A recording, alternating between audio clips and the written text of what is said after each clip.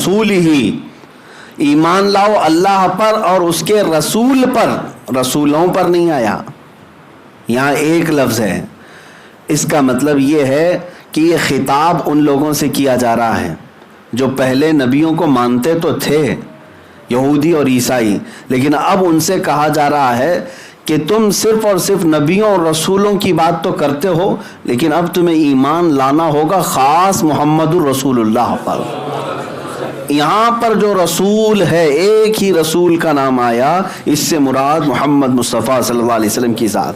اب تم سارے نبیوں کو مان لو، آدم علیہ السلام سے لے کر عیسیٰ علیہ السلام تک سارے نبیوں کو تم ایمان رکھتے ہو، یقین رکھتے ہو، لیکن حضور پاک کے متعلق یقین نہیں رکھتے تو تمہارا ایمان ہے ہی نہیں، ایمان ہی نہیں. تو یہودی اسی میں نکل گئے، عیسائی یہیں پر نکل گئے.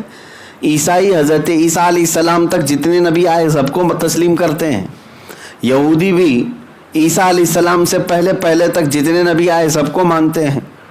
عیسیٰ علیہ السلام کے بارے میں